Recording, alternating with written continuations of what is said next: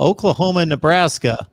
So I don't know how good the game's going to be on Saturday, but man, it used to be just a monumental rivalry in college football, obviously. So if you guys have any questions for each other in regards to matchups and how these teams have looked for the first 2 to 3 games, I'll let you guys get after it.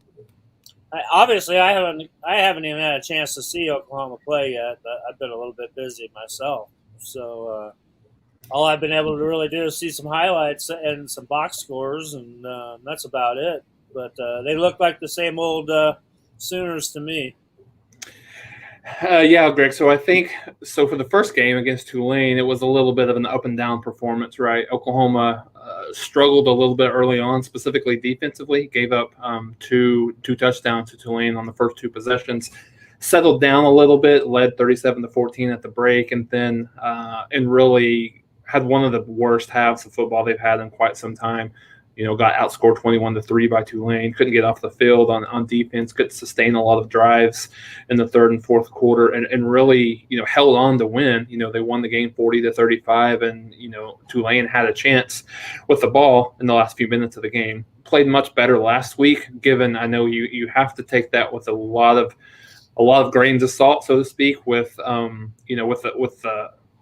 competition, Western Carolina is a mid-level, low-tier FCS team, but I think they did a lot of the things that you would have expected them to do in terms of a game 1 to game 2 improvement.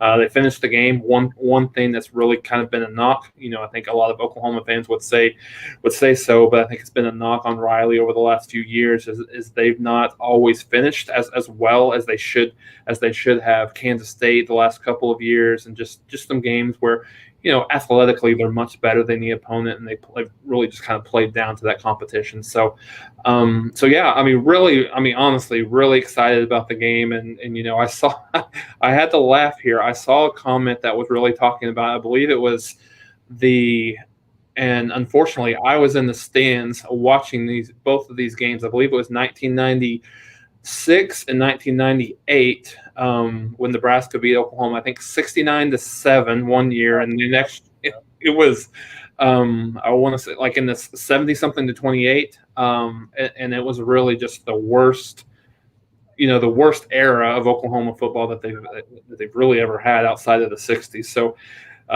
for me, just exciting to have the game, talking about these two teams playing each other. I think certainly maybe not quite the same in terms of notoriety coming into the game as some of those games in the 80s, and definitely not the 90s, but some of those early 2000 games as well.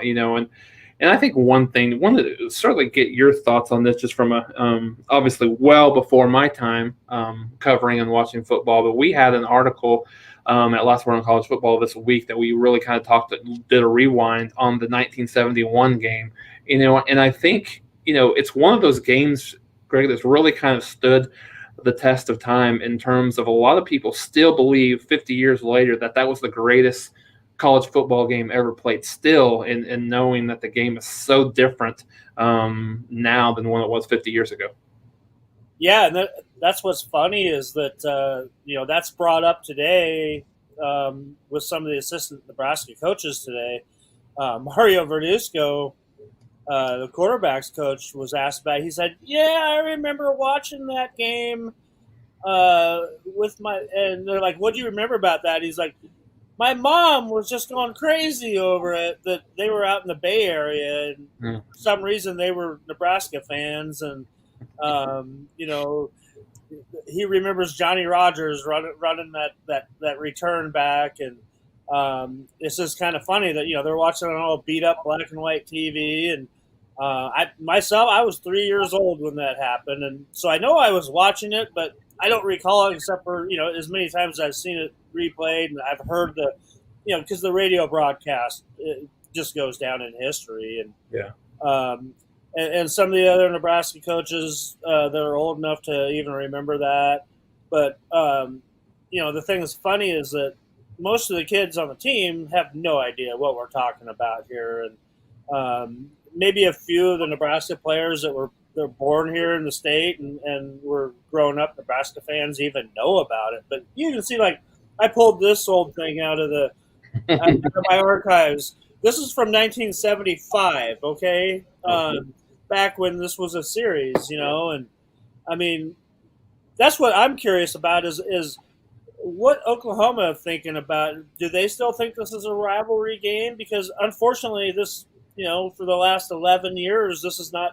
It's not talked about as a rivalry anymore. But you're exactly right. It stands the test of time, and every Nebraska fan that I know, that I've heard of, I mean, this game means more to them than anything in the last 11, 12 years. Yeah, so I think in Norman, Greg, I think there's a lot of excitement about this game. I think certainly it was one of the rivalries that many Oklahoma fans missed and still miss to this day, because I think it was always a rivalry built on mutual respect. Oklahoma has Texas, and it's built on mutual hate. And then the in-state rivalry with Oklahoma State is much in the same. But I think this is a game where traditionally you would see these teams that they don't talk trash to each other. They don't, it's very much a respectful rivalry. So I think even a lot of Oklahoma fans, even feel for Nebraska just, not being quite what they were, in the 80s and 90s. And I think, for me, just as an overall, just kind of college football fan in general, I think college football is better when teams like Nebraska are good and more competitive. So, I mean, I guess, just for me, Greg, my question is, I know I haven't watched a whole lot of Nebraska at all. I watched the entire Illinois game, but then I've watched bits and pieces of Fordham, and then a little bit last week in Buffalo. I think, at least from my perspective, it looks like maybe the defensive lines, the strength of the team, at least coming together a little bit. What are your areas of maybe concern for Nebraska coming into this game on both sides of the ball? Well, if you ask Nebraska players across the board and coaches, speed is what keeps coming out. Nebraska hasn't played a Big 12 team in a while, and most of the players kind of relate the Big 12 to speed. So that's what they're worried about, but then they can counter right back, say, hey, we have fast guys too. So obviously Spencer Rattler, brings up a huge concern, just with his mobility and his dual threat ability. But in turn, Nebraska's got a pretty formidable pass rush, even though the numbers might not show it. But teams recognize that, so they're getting rid of the ball right away against Nebraska and not allowing that pass rush to come in, because their front seven is very formidable and one of the best I've seen around here in many, many years. The defense over the whole, very, very solid unit. 2 games in a row now without allowing a touchdown, even though it's against inferior competition. I won't say Buffalo's inferior competition; they're a pretty good ball team, but that defense is coming out to play, and they got a chip on their shoulder, and they got something to prove. So they're looking forward to playing Oklahoma. I'll tell you that right now. Offensively, it's a work in progress, and traditionally, I think for when you're around here, you kind of think Nebraska, or you think that Oklahoma doesn't play defense, and statistically, right now, Oklahoma is in the top 10 defensively, and that does reflect on who they played as well. But like we talked about earlier on the show before you joined us, Nebraska and Oklahoma recruit a lot of the same guys, and Oklahoma's been winning that battle on the recruiting front. So I'm very familiar with a lot of their defensive players over there, and I think that across the board, I love the talent athletically, and I just hope Nebraska's offensive line can hold up against that quick defensive push that you guys have there. So those would be my main concerns, and then just hopefully Adrian Martinez has time to look downfield a little bit, and hopefully the Nebraska running game can open things up for that passing game. But it's all speculation right now, and that's why they play those games on Saturday, and it's all above my pay grade to to really analyze it all. Yeah, no, I completely understand, and I think it's very similar looking at both teams. Specifically defensively, I think Oklahoma's strength is in its front seven as well. I think they're a little.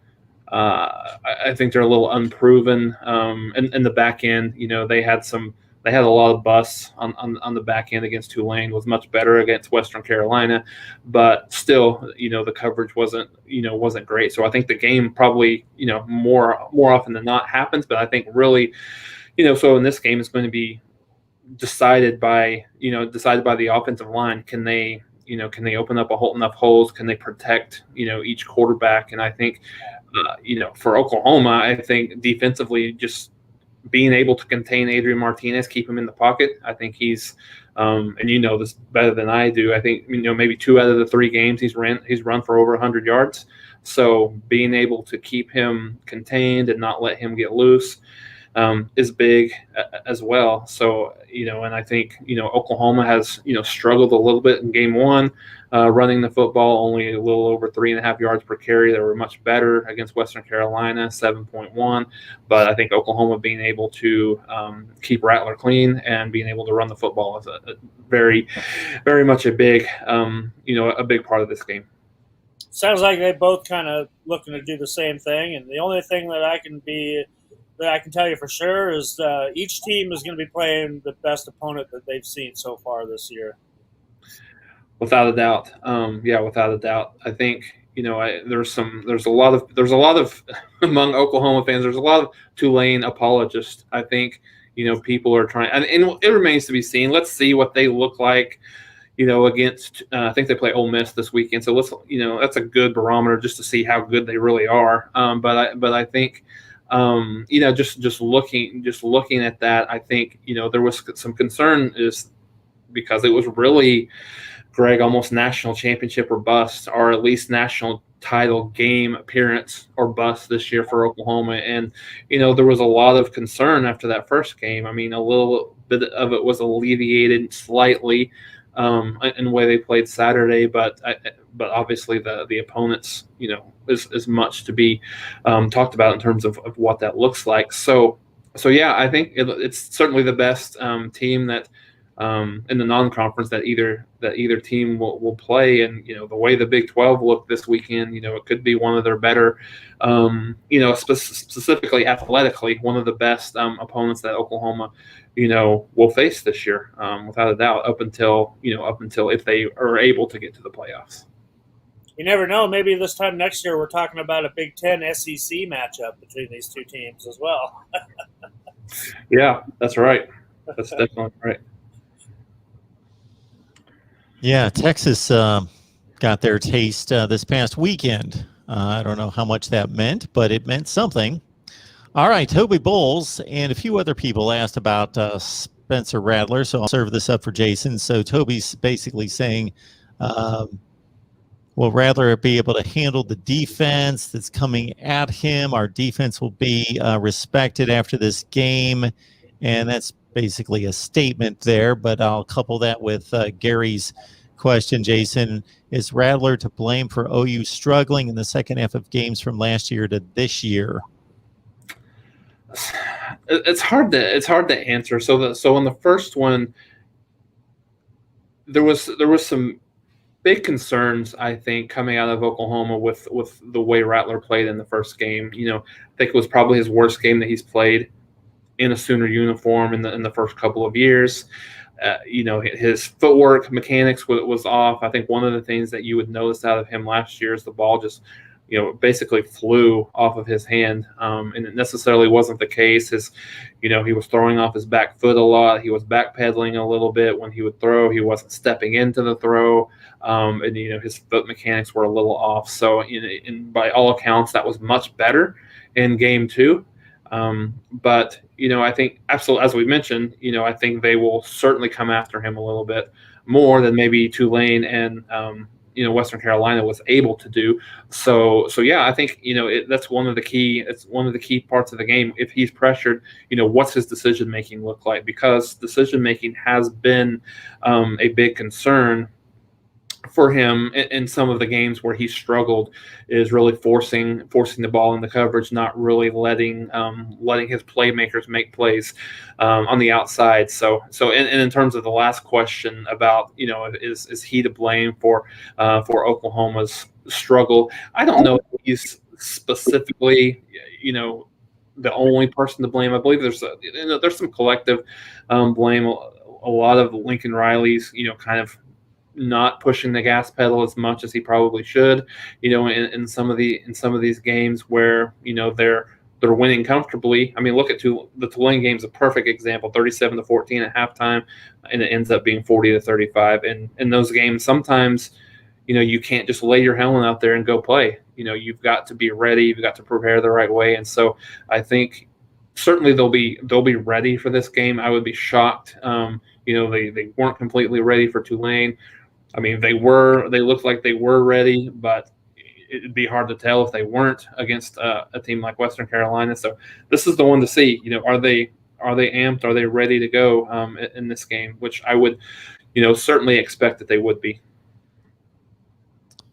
So, Toby Bowles, thank you so much for letting us know that you believe that this is the best college football show on the internet. Thank you so much for that comment. And Michael, appreciate the encouragement for the super chats. Seth is looking for, and this is always difficult in the collegiate game, there's no official reporting on this. Coaches can keep this information under wraps, but asking for injury reports from each of you for as best you can deliver.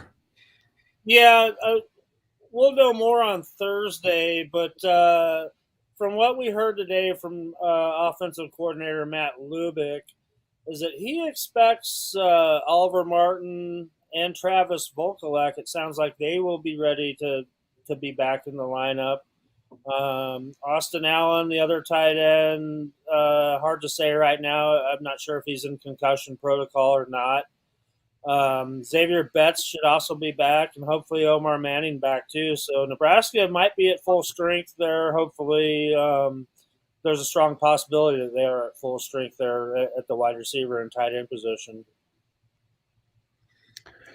And for Oklahoma, they got a little nicked up in the secondary last week against Western Carolina. One of the starting cornerbacks, Woody Washington's doubtful right now, kind of like you, Greg. Probably find out a little bit more by Thursday just to see, exactly where they're at. Riley is very close to the cuff in terms of not releasing a whole lot of injury type of information, but I think Woody Washington's doubtful. So he's one of the Oklahoma's rotated a lot of guys there on the cornerback position. So I would be surprised if he plays, which that's going to be an impact. He was one of the starters the last 2 games of the season, and then started all last year. And then when you look in the Billy Bowman, who was a starting nickel, had a little bit of a hamstring tweak. I think he'll probably be fine.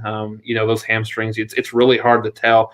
Those are things that could nag him for the whole year, or it could be something that he can recover from pretty quickly. Other than that, that reserve linebacker Danny Stutzman, not quite sure what happened with him. He had what appeared to have been maybe like a dislocated elbow. So if that's really the case, he'll probably be out for a little bit. But not a whole lot on the offensive side of the ball from an injury perspective. They should be pretty full strength, but just a couple of guys in the secondary that could be out for Saturday could be concerning. And I also need to add in too that Nebraska's also expecting back Casey Rogers, defensive end, who missed last week's game. So he should be full go as well. So that helps with that defensive line rotation for the Huskers. Speaking of Rogers, and that's always a good name to bring up, 1971, of course, you guys talked about the game of the century, always brought up. And throughout the 80s and 90s, these were the two that owned the Big Eight in that Orange Bowl berth most of the time. The last time they got together, it was a pretty darn important game at the Big 12 championship, and a good one, 23-20 Oklahoma. What do you guys remember of that encounter, in which obviously Nebraska knew it was leaving to go to the Big Ten? That's my biggest takeaway, is that was like the last hurrah, and Oklahoma ended up saying, all right, see you later, get out if you don't want to be here anymore, bye-bye. Nebraska really wanted to win that game, but it was a good game. Two good teams going at it. But that was kind of the swan song, and things have never been the same for Nebraska ever since leaving the Big 12, unfortunately. Yeah, that's the game, if I remember right. Nebraska got up to a big lead early on, 17-0, 17-3, something to that neighborhood, and then I think Rex Burkhead played quarterback a lot towards the end of that game, didn't he? Yeah. So, and so one of the guys, I think the thing, and that was probably the biggest win of Landry Jones's career, just in terms of being able to bring them back for Oklahoma. I think he's a guy. Interesting. He's the all-time leading passer in the history of Oklahoma football, but most people wouldn't even put him on their top 10 in terms of overall, kind of players for Oklahoma. Just in terms of he wasn't able to win the big game, never got Oklahoma to a at that point the BCS championship game, and really just underachieved a lot. So I think that was one of the things that I took away from it. Number one, obviously it was, almost sad watching it, knowing that these two teams would be playing each other on a regular basis. But two, him, having his probably one of his better, overall games, and one of the biggest wins that he's had in his career. Jason, I want to make sure I respect your time. Do you have time for one more question here? Yeah, absolutely. So in regards to what you've seen at the Sooners, obviously in these two games, and you can only take so much away from Western Carolina, Tulane probably a top 50 or 60 team in the country, and certainly we will have more, everyone, with Jason tomorrow on the Oklahoma Channel, Sooners Live, 12:30 Eastern, and if we can get Greg out of bed, he's going to join us for a few minutes as well. All right. Based on that scare in the second half from Tulane and what you've been able to pick up from Nebraska, what are your biggest concerns about what type of game could get a little scary, and what type of mistakes are most probable to happen to Oklahoma that could keep Nebraska in the game and make this more interesting than the odds makers expect? So I think one of the things we talked a little bit about earlier, Mark, is just Oklahoma's ability to protect and being able to push what I think is a pretty solid defensive line for Nebraska. Being able to get that push, run the ball. I think when Oklahoma's at their best, they're able to do both. And I think that's a little bit cliche and maybe obvious, just kind of listening and watching football games. But Oklahoma relies on the ability to run and not to be single threaded. So I think that's one thing. If Oklahoma's not able to run the ball effectively, I think that could make the game a little bit closer. Rattler making some bad decisions, forced into some mistakes, I think could make the game a little bit closer. And I think, one of the comments I saw on here, guys, that was very interesting. It kind of took me back to that 2001 game where Oklahoma missed their Nate Hibble fell down on their, I think, halfback pass back to the quarterback, and Nebraska landed theirs, which ultimately won the game. So I think, if the creativity that Scott Frost could bring to this game to throw Oklahoma off, I think is interesting from a chess match perspective with Scott Frost against Alex Grinch on the defensive side of the ball. But I, for one, I know the line is 22 points at this point. I don't know if it still is what it is. I think that's what it opened at. I think it'll be a little bit closer than that. I think Nebraska is a very, very proud program that has been, maybe humbled a bit the last couple of years, but I think Oklahoma is going to get their absolute best shot, and they better be ready. Well said. And since it's going to seem like about 15 minutes from now that we're all back together talking, maybe we'll save Greg's upset formula for tomorrow. Sounds good to me. So cook up your best upset formula for the Huskers, whatever that looks like. All right. Anything else tonight from you two? I think Go ahead, Jason. Go ahead. I was just going to say, as we talk about the 71 game, and I've seen, I every time it's being talked about, and I've seen a couple of times, the Oklahoma people are going to swear up and down that there was multiple blocks in the back on the Johnny Rogers punt return touchdown. It's always funny just to hear anytime you even talk about that game, the first thing that somebody is going to say is talk about the illegal block in the back. And of course the Nebraska guys are going to say, oh no, it was perfectly legal. Got him on the side, not in the back.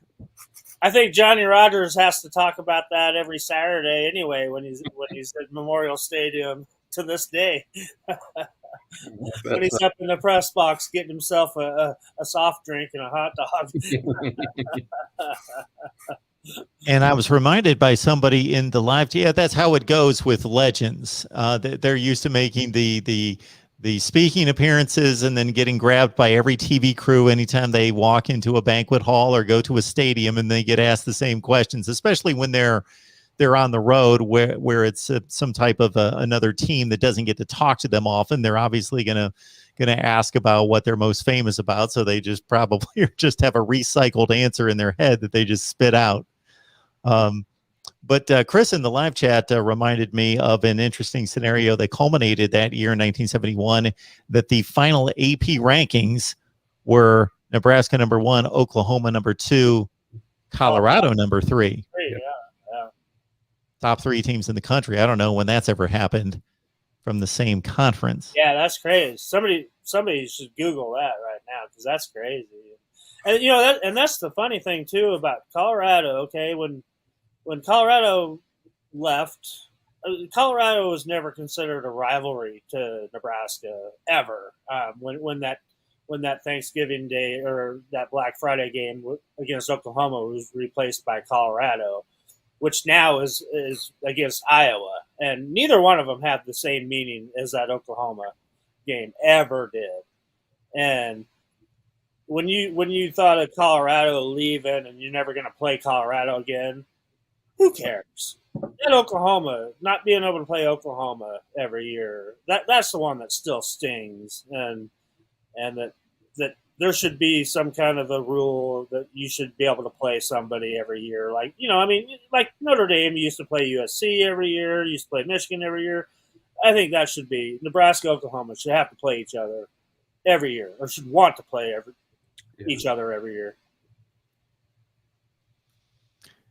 That's like Jason and I, during a conversation a week or two ago, Greg stumbled upon that, and I can't imagine that this has ever happened, where Baker Mayfield and Kyler Murray being on the same roster, and of course Murray backing up Baker Mayfield. Has there ever been 2 quarterbacks on the same roster that both were Heisman Trophy winners and both the number 1 selection in the NFL draft? I can't imagine. That's so rare. Hey, no way. No, that hasn't happened. I don't even know if 2 quarterbacks, Heisman Trophy winning quarterbacks, have been on the same roster. I would think so. I can't think of 2 Heisman Trophy winning quarterbacks from one school being that close together that they would be on the same roster, except for those 2. Yeah. Good stuff.